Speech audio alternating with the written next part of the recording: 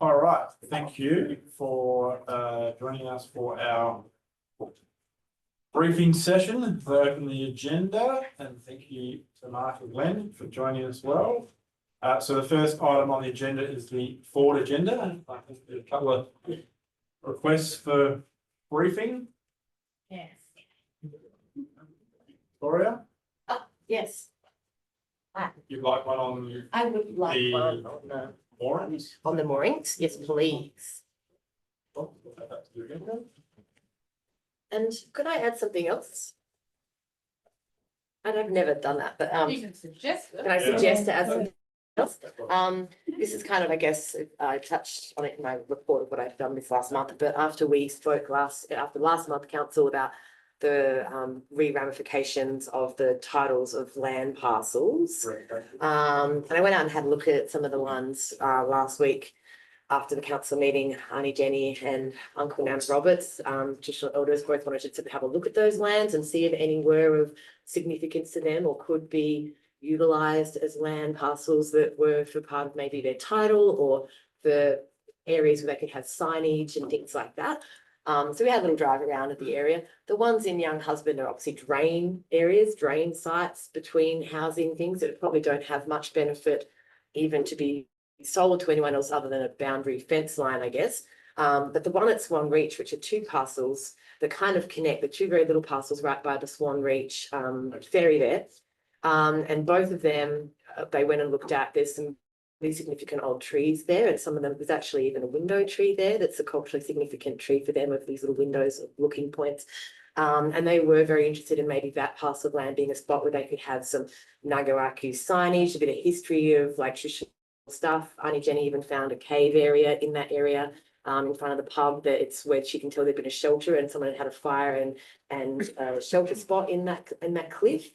So I thought we could have a briefing just in regards to that, of how it would go about connecting with sort of in the idea of if that parcel in particular, those two little Swan Reach parcels, how they weren't sure how to go about. I mean, I'm writing you an email is what I said to do, to write an email to the council about your interest in that parcel, those two parcels of lands. But then they just wanted to maybe have a briefing. I thought it'd be good for us to talk about what would be the stages of how to connect with either their title lawyers and do it through title claims that are happening at the moment, the river Go areas. back to the motion, what was approved, have a look, what, Well, yeah, we've approved the taking away of the community land parcels and the And the next sale. and the sale. So we've gone through a process, of community consultation. Yeah, obviously the community, as you remember, there was a number of interested parties that came and provided feedback on the broader one, and I think we took one away from memory. yes, Yeah, we did. Yeah. I think that was in Canberra. Canberra. So we've gone through that process. Doesn't mean that it can't maybe express some interest in it, but so you need to look at the original motion, and then determine whether like a briefing would help, because we've made that motion, so.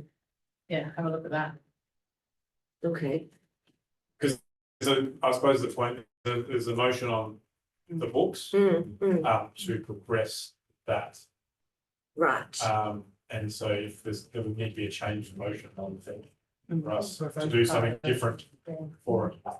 And that could be done though, to amend the motion, Yep, you can Vanessa. do that. I don't have a problem. Maybe Simone and I can talk about the briefing Yeah, and what it looks like. Yeah. Have that briefing. There's no issue having a discussion about it. yeah, But just as long as you're aware that there's already things in place to address those right. sales. And that's what I've been tasked to do. I've been tasked to address the sales. Okay. That's not saying that they couldn't offer $1, you know, like somebody might not want that left, so.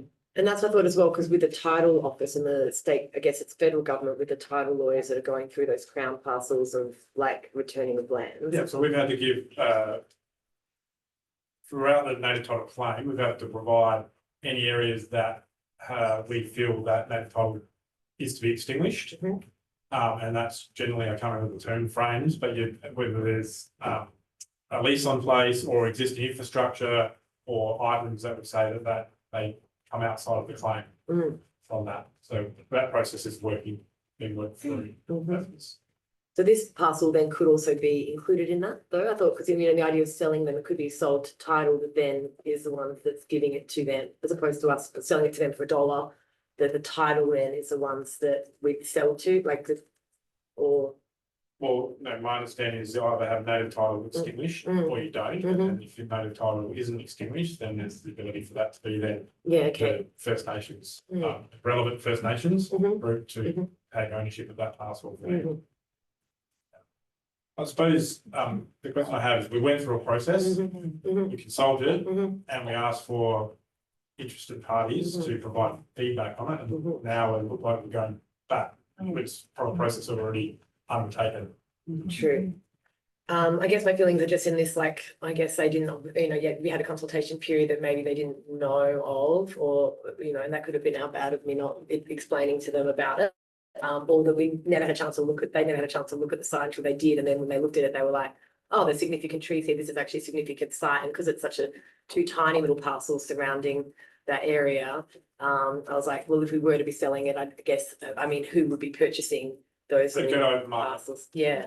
And there may be zero interest. So as you mentioned, some of the parcels that we've looked at, there may be no one have interest to buy them or not. So maybe as an outcome, if they have some interest in one of the parcels of land, then maybe they write to council and communicate that. Okay. And then once that happens, we can consider the indication of that. Yep, I like that. And keep their eye out for the next lot. Yeah. For sure. There'll be more coming. Yeah. Any other items? Got any other? We've got the event road closures that came out today. Yeah. The EM reports, just what to include. The houseboat thing is included. I have got on the page 3, rates review discretionary report, not-for-profit organisation. I think we've done that, haven't we? Yeah. Come on. Yes. Yeah, and also, well, I was hoping to take the council taking responsibility for private reserves and open space, but that's led to other questions that might still need to stay on there. Just trying to get rid of some fees and charges, including standpipe recovery. So I think we've done the discussion on that now. Basically, we just wanted to know that we were looking at what it costs and whatever. So I actually feel that's been done, so that can come off. Cost of Riverside Markets. It's part of the sustainability. Yeah, so I just think that sustainability is on there. And then it's got running total of savings that's now included in our council reports. So I think just taking you off to tidy it up a little bit. But I did want to add some extra, just that list of policies that went to audit committee. I would just like, there's 11 that have a due date for review from 2022 and back, and some going back to 2014, so haven't been reviewed since 2010. I'd like them sort of placed on to be done in the very, very near future. Yep. Especially the roads, construction and maintenance of privately owned shack access roads policy, because I think that at this stage that's really I'm concerned about what that might mean for council and our business. Yeah. That's it from me. Any others? I'm just wondering, I know that we had the briefing on the vehicles, the council vehicles. Was there any thought on what our policy looks on that, or any further things that we need to change or adapt in the policy going forward? My understanding is we reviewed the policy. If you got this there, I'm not sure when we last did the motor vehicle policy. Yeah, was it before the briefing we had Before the with what vehicles we have, or was that? Okay. Yeah, it was before, would have been before the Yeah, briefing. okay. Motor vehicle policy, it says due 13/10/2024. Okay. That's this year anyway. So Last week. That's according to the audit committee. Okay, I'll just check on that, because I thought we did that not that All long right. ago. Yeah.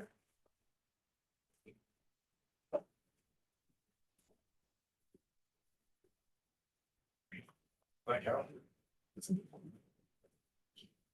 The only other thing was, sorry, was the climate change action planning, which was due for mid late last year. So whether it can be assigned a time frame again. Just to get to it, this term of office. And that one can include that motion of that I've said about a working group members. That can be all incorporated in Yeah. the same one. Sorry, what time? Hang on, can't find it. You did say. Here's something. When I moved a motion about the climate change working Oh, group. here we go, just the next page down. Yeah, well, that, Climate adaptation plan working group. that can be incorporated in the So, same. yeah, then they could go together. Any other comments? There's actually just trees further down. Mm. So that could go in there too. Right, yeah. That might be the tree management. Yeah. Tree management, which is different. Yeah. All right, thank you. We'll move on to the next item, which is impounding and dog registration fees for 25-26. So welcome, Mark. Regulatory Services Coordinator, or Gary, or?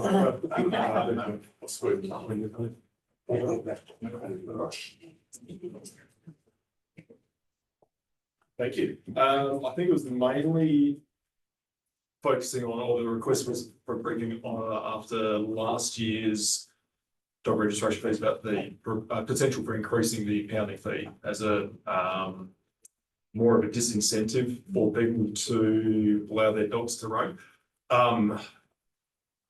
Well, I'm currently writing up the drafting the report for the March meeting, and traditionally we only go for a couple of dollar increase for most of the things. At the moment, I think it was Murray, someone quoted Murray Bridge Council having like a fairly high, like $120 impounding fee for dogs, for to claim dogs to get them out of the pound when that's been has occurred there. Currently this year, this financial year, we've had 9 dogs that we've had impounded, which is about right, maybe even a little bit higher. Fee is $65.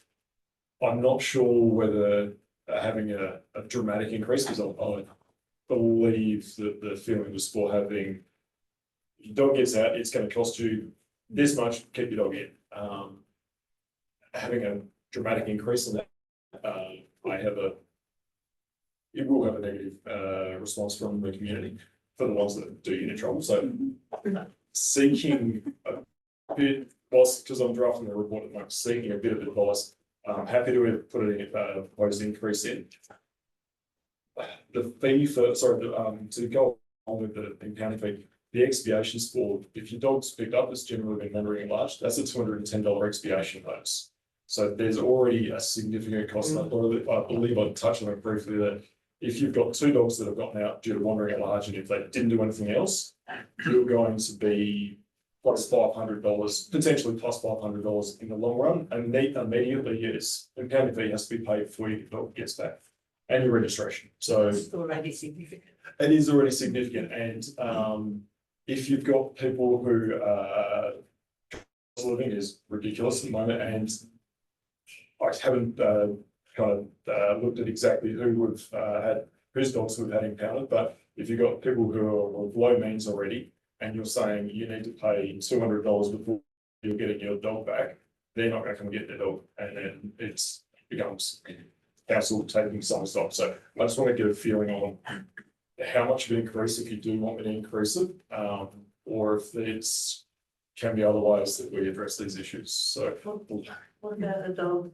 You said you don't keep records of the dogs that get out. oh, we do, yeah. Well, if a dog gets out once, yeah, that's it. Yeah, And then So, yeah, so it counts, and it's not every time we don't.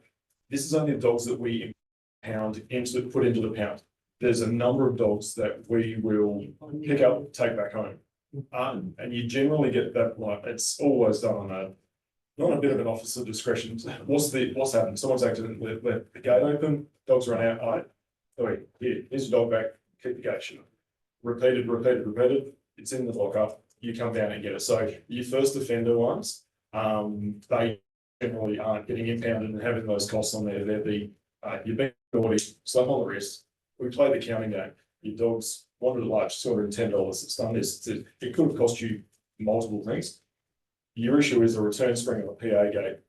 Go down to Bunnings, spend $10, fix something up, for a smaller amount rather than penalising. So usually by the time someone's got the dog impounded the other circumstance is the dog hasn't got any identification on it. So it's not microchipped or microchip isn't registered anyway.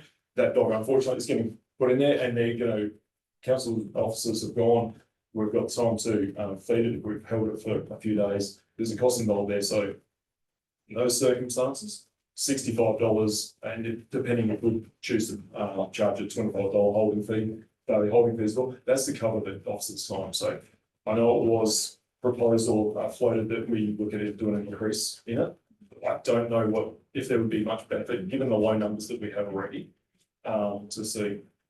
But only thing I'd like to do is cover the expenses. Yeah, So and that's if our right. current fees are covering That's all we look at, our yeah. expenses, Yeah. then I think So- that's great.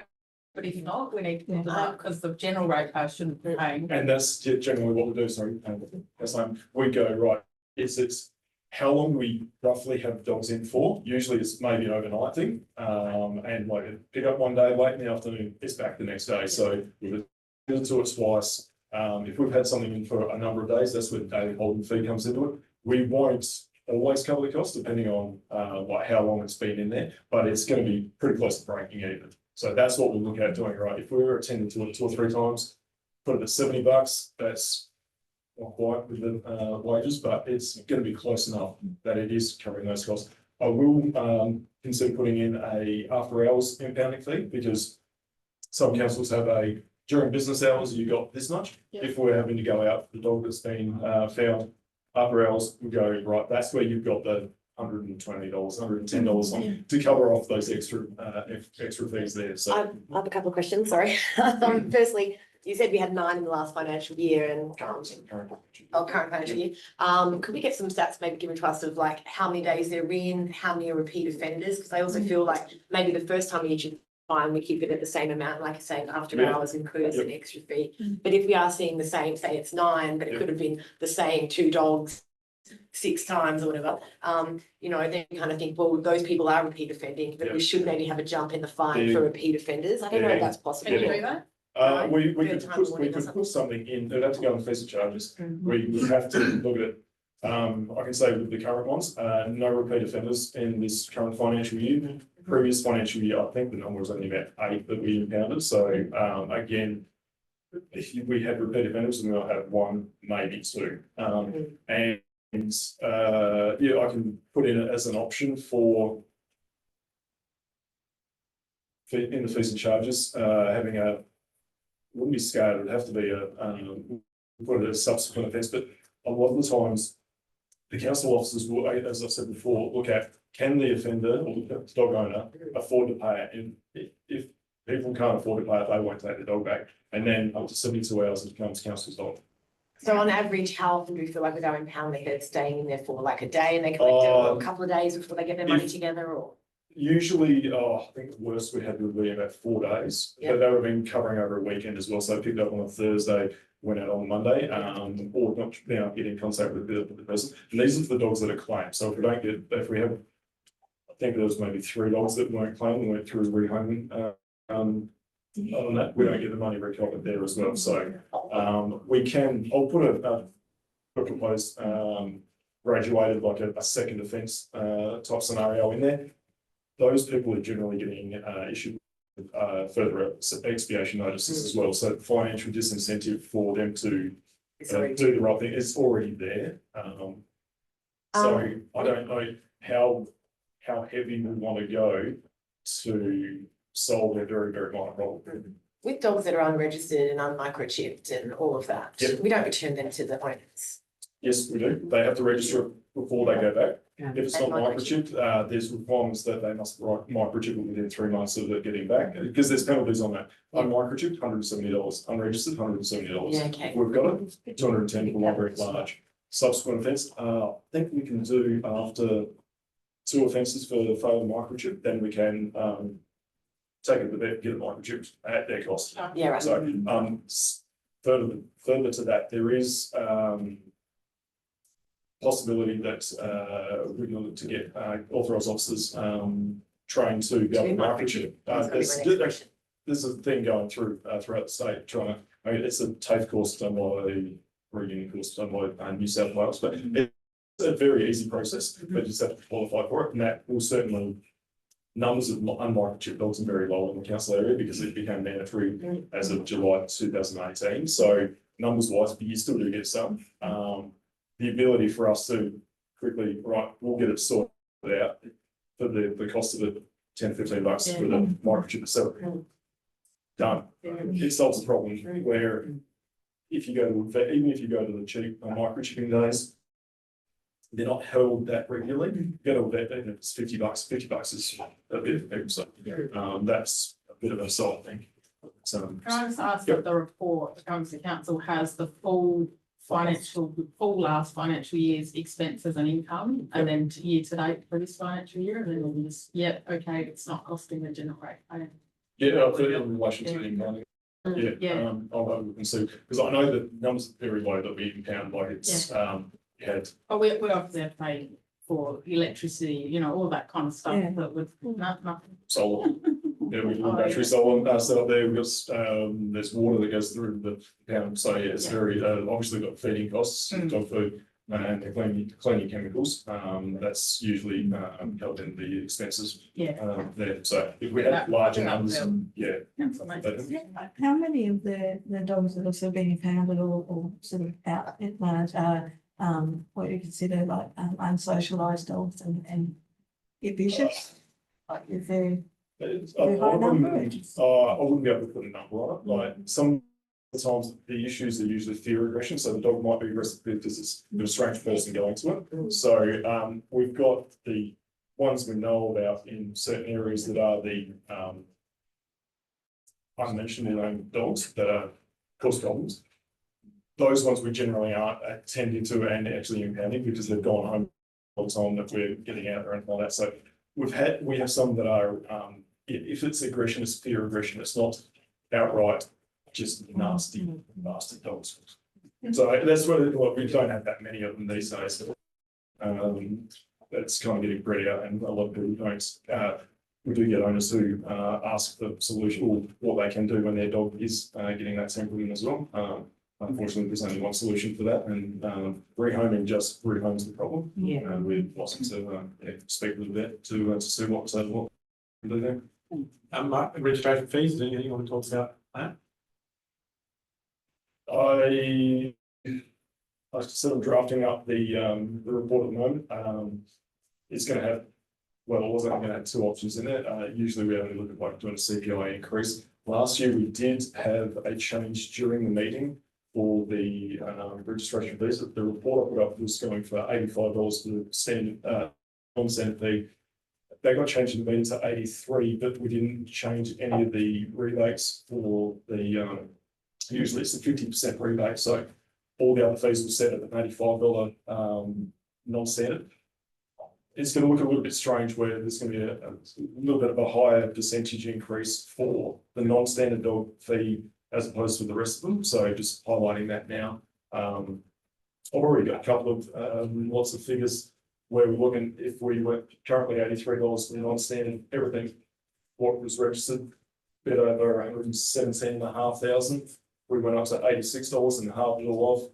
We go up to about 121,000. So a slight increase isn't going to be a huge jump in the overall revenue there. But I'll give those usually try and keep it to two fee options in there with the including the impounding fee, just because it would get a little bit messy, but it can go to more options if council members would like to see. I can keep it simple. Yeah. Cool. Any other questions or comments? No, thank you. Thank you very much. For guidance to hear your reports. So next is Gary with his challenges. You don't want to be on the SMT at the moment because we.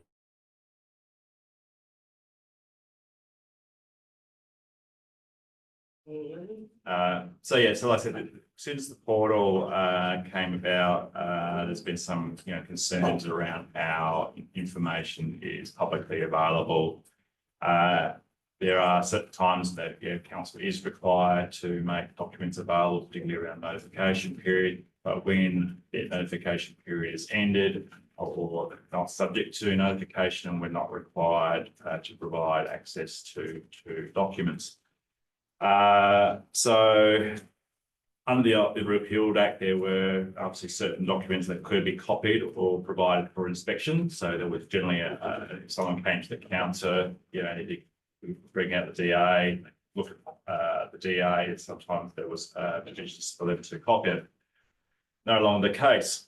And so the LGA had sort of advice around this issue, and the notion also around the fact that when there's a DA, a formal record in the portal as well.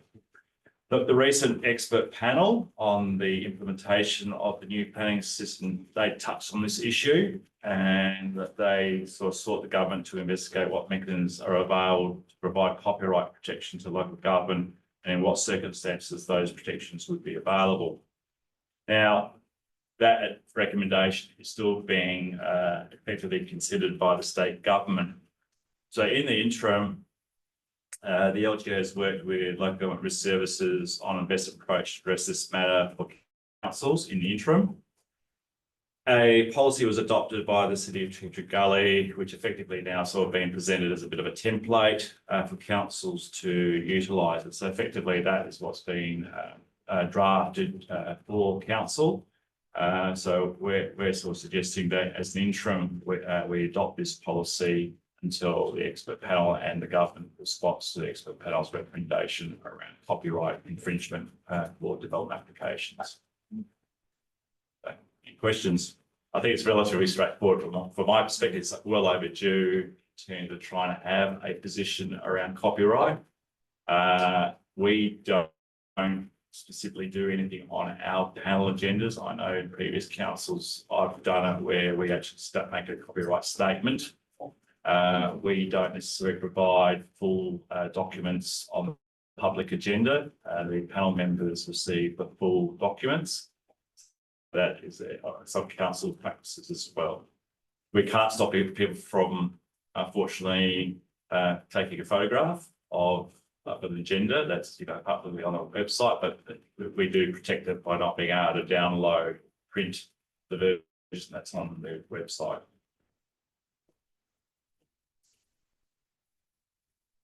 Thanks. Questions, comments?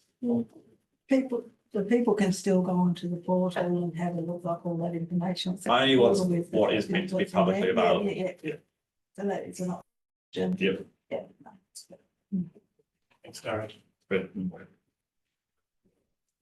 Last agenda item, Glenn is going to talk about the sport and recreation facilities outdoor lighting review. Yes, correct. Current Carol, just like to go on the computer and keep actual locations of the assets I'm referring to. Did you get some? That's okay. There's going to be five sites looking at Manham, Canberra, Greenway, Skidell, and Curo. So this has been a review, an assessment of the current sport recreational lighting, outdoor lighting assets in conditions.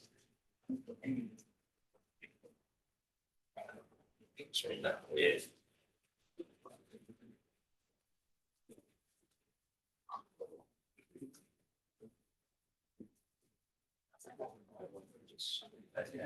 Show you what's occurred. So it is completed. So they're being condition assessed, valued, and that calculates the depreciation. And with the findings, a risk treatment plan as well, in line with your council corporate risk management framework as well. So I'm just going to go back and increase that.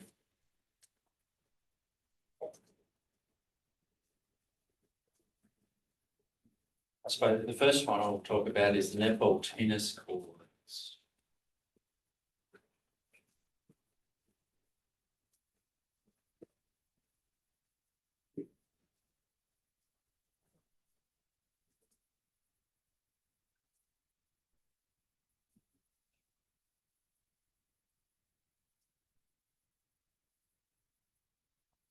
might ask Carol to. Right. Yeah, no, actually, to the. That. Details.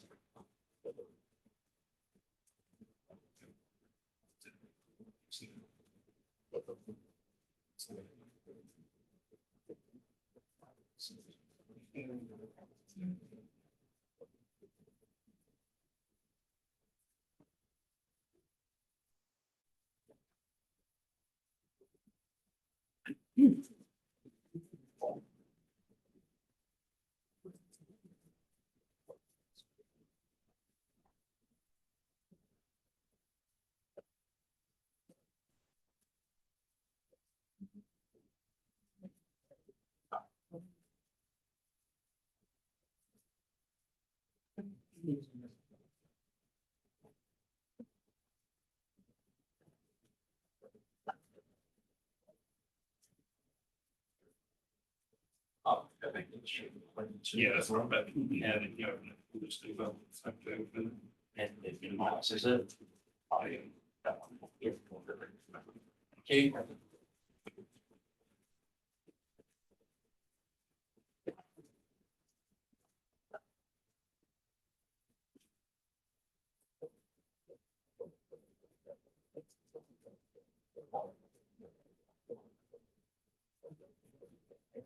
So we've got the netball tennis courts there. There's currently 4 light columns. One at the end here, which is just under 25 years old, and the life expectancy of those assets, the asset, the pole is 50 years, so it's in good condition. Same as this one in the centre of the courts as well. Identified issues with that lighting column or lights, but you've got 2 at the end here that have been, they're tubular, mate. You can see the shadow here, see where they are. There's one right here, and just in there, there's another one. They've been homemade tubular steel light columns, and probably are suitable, but they wouldn't have been engineered as such by a manufacturer. I probably have some concerns about their current condition. They're not going to fall over or anything like that. And probably Promise? if you looking at upgrading the courts, that would be 2 that consider those 2 homemade. So including. Yeah, so they are included in the pay our way grant. So that will be, you know, they'll be replaced. My question is, how do we then best them to the netball and the tennis club? Because the general public don't use them, and I feel it's very unfair to have the general public paying for them over the life. So that's with all, the whole oval complex is, you know, part of that resolution previously is how do we, you know, divest it into the clubs to take ownership of these as new assets. Just going back. But should we getting that agreement before they go up? Otherwise, we're stuck with them if they don't agree. Well, unfortunately, we can't make them agree. Yeah, but then we just don't do it. We're Negotiate not with gonna them. take the money and. We've got an issue that council assets. So, you know, and like we've got a responsibility to maintain, upgrade them. Yes, we. I do understand it. Marianne Reserve, where anyone can go all the time, anytime. I don't have a problem, but this asset is locked up, nobody else can use it. It's not fair for all ratepayers to pay for it. So I think that's part of the negotiations that, you know, the team will need to do in terms of the future governance around the Manamova complex. Is to who and how it's accessed by members of the club versus members of the public. So ultimately, you know, if it isn't council ownership, then, you know, part of the negotiation is maintaining public access. And that's the point, right? So I'm just seeing an example of the Tropical North Adelaide Golf Course. It's a council asset. They're responsible for upgrading it, and people can use it by paying a fee. So it's, you know, that there needs to be some public access to it, and that may be the leverage. Because if you don't do it, then it's the responsibility of those members as such versus the ability for the public to access that. Yeah. For example, lights, you know, no one can just use the lights as such, but everyone can use the oval. Yeah. The next ones we looked at with the lighting towers around the oval, there's 6 towers there. It's been one working this way around to number 6. There's also 2 other, or 1 light column about the middle of the club rooms there with it's railway line. It's been placed there years.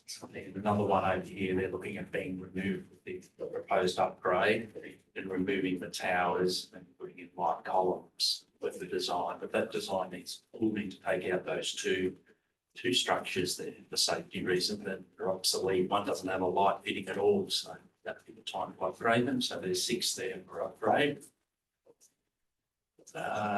So that covers off the Manor Oval, netball and tennis courts. Moving on to Canberra.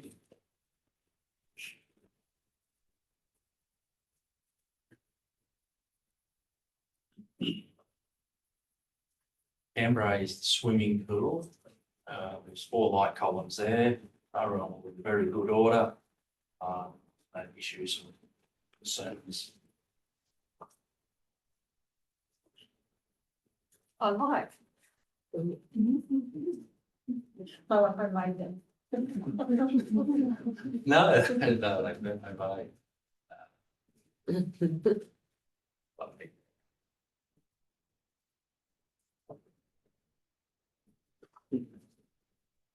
Yeah, so you can see the shadows there on the picture there where the light columns are based. They're fine. I gave them addition score, I think 2, which is good. There's no signs of rust or wear, or I can't speak about the light fittings. I couldn't see them. Like I can see them from the ground, but I can't actually. It's not lift. So, but they're functional. I haven't had any reports that the system wasn't working. So they're sound.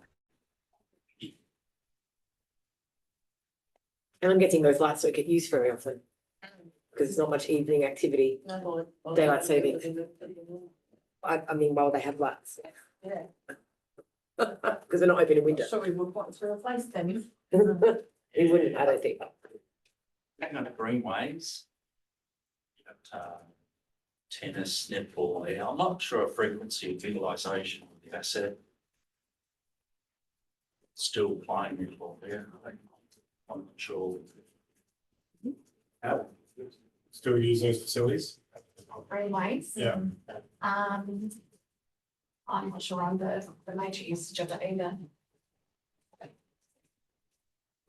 So there's Yes, that is used, but not very often. So you've got 4 light columns there.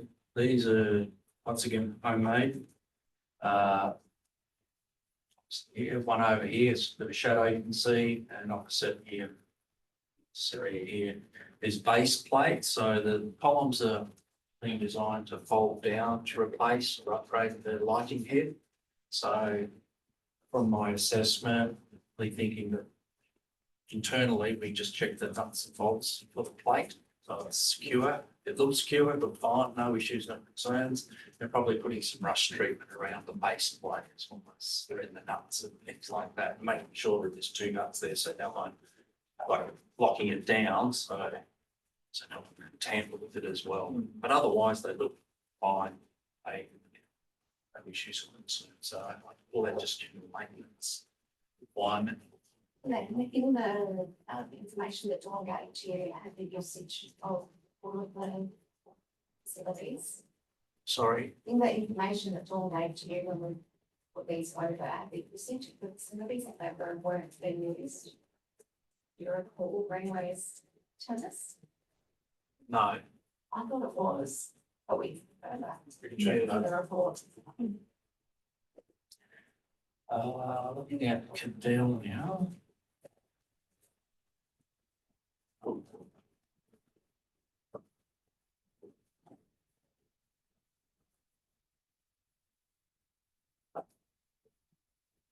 Get off sports ground. Oh yeah, that's right. It's at the sports ground, Caravan Park location there.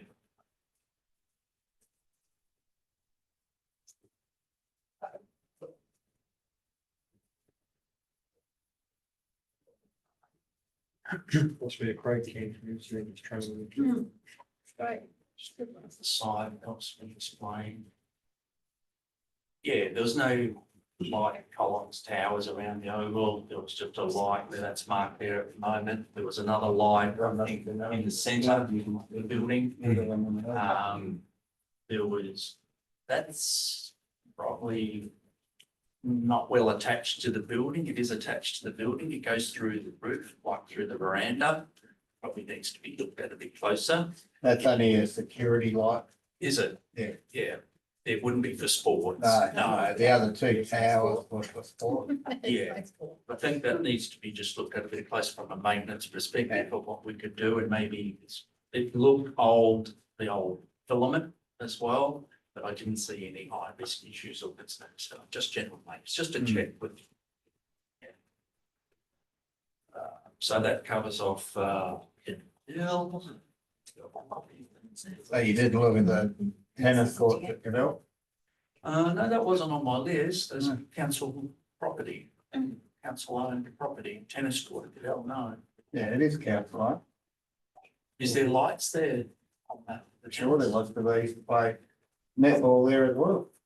At night, though, I think it was like that. we could just check on that Yeah. one. Excuse me, Kevin, whereabouts on the tennis? Next to the Cadell Club. Up, sorry. Further, Over to your right. Go to your right. okay, Keep going. See what All goes, those houses. keep going, things on, Keep keep going, that way. go right, Yeah. yeah, Go and up. then up. up, There you go. definitely didn't go Yeah, there. yeah, there, Right, there, there. there. Yeah, okay, thank you. Oh, we could The investigate bowling that. green, and then there's, yeah. One I didn't go to, no. But thank you. Certainly. We'll investigate that. Do you see the shadows of lights on that image or not? Can you be like, is there lights? Yeah, And that's the That's bowling green, the bowling there's the bowling green. green on the other side of the building, there. yeah. Can't see any shadow of a light column. Maybe there is, I don't know. We'll have a It's look hard at with it trees, anyway. yeah. They might have got pulled down. And it's from old age, doesn't it? Yeah. You can check this afternoon. Yeah, I will. On the way home, yeah, be like. Yeah, so, You drove up. Do a drive-by, exactly. So the bowling club's not ours? No, that's the council lease for the Yeah. land. So does that have light? Yeah, check both those. Sorry.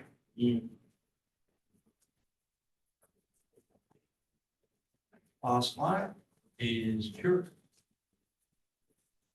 That was the sports ground. For a sports ground. Yeah.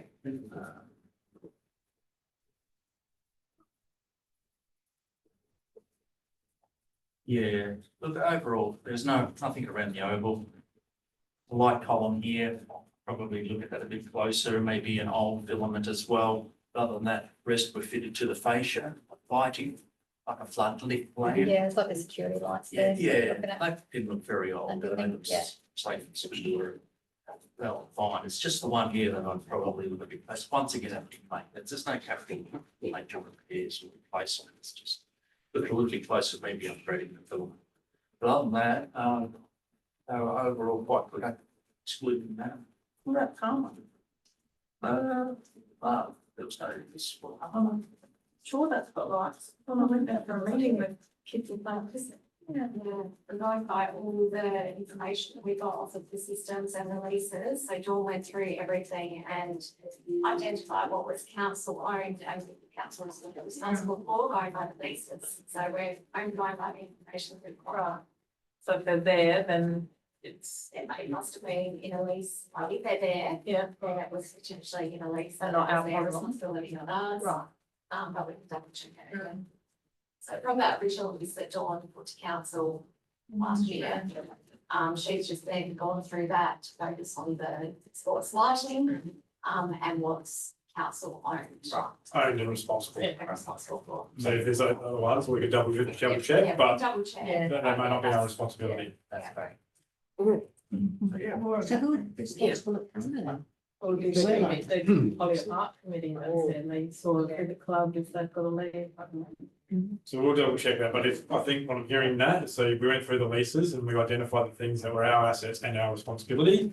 And that's what's formed the list, to make sure that we have them on our asset register and we know what we have to do or not do. So we don't get an issue like we have in the past. So we'll just double check those other Yeah. Palmer and Goodell and things on too. Is there lights that? There is one light on the oval next to the shed, like a security light, light, it's not really, Sport light. Sports line. All right, thank you, Glenn, and Nat, for that work, and we'll just clarify a couple of those things. So the key takeaway, we'll have a conversation internally around investing the use of those facilities as part of those conversations as well. All right, anything else? Any questions on that? No, that was the last item, wasn't it?